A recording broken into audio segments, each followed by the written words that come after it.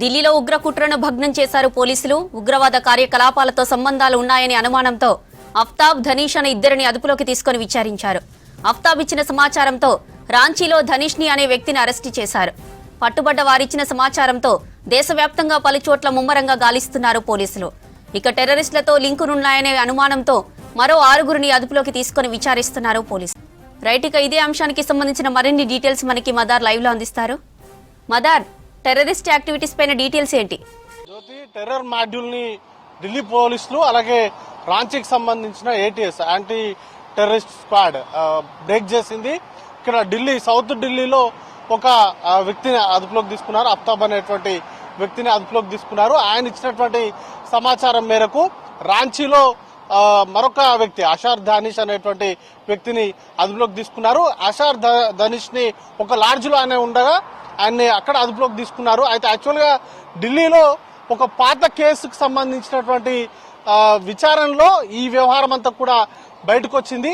ధనీష్ పైన ఒక కేసు నమోదైంది. ఆ కేసు విచారణ సందర్భంగా ధనీష్ ఆచూకీ కోసం మొత్తం సెర్చ్ చేశారు. దానిలో భాగంగానే ఇంటెలిజెన్స్ రిపోర్ట్స్ కావచ్చు, లేకపోతే ఐబీకి సంబంధించినటువంటి రిపోర్ట్స్ ఆధారంగా రాంచీలో తను ఉంటున్నట్టుగా గుర్తించారు. దాంతోపాటు ఈ అఫ్తాబ్ను అదుపులోకి తీసుకొని విచారించినటువంటి సందర్భంలో ధనీష్ కు సంబంధించినటువంటి ఇన్ఫర్మేషన్ అంతా కూడా గ్యాదర్ అయింది. వీరిద్దరు కూడా ఐసీఐసీఎస్ తో సంబంధాలు ఉన్నట్టుగా, ఐఎస్ఐఎస్ఎస్ తో సంబంధాలు ఉన్నట్టుగా ప్రస్తుతానికైతే చెప్తా ఉన్నారు. ధనీష్ ని అదుపులోకి తీసుకుంటూ అరెస్ట్ చేసినటువంటి సందర్భంలో కొన్ని ఎలక్ట్రానిక్ డివైజెస్ ని కూడా వారు ఏటీఎస్ పోలీసులు స్వాధీనం చేసుకున్నారు.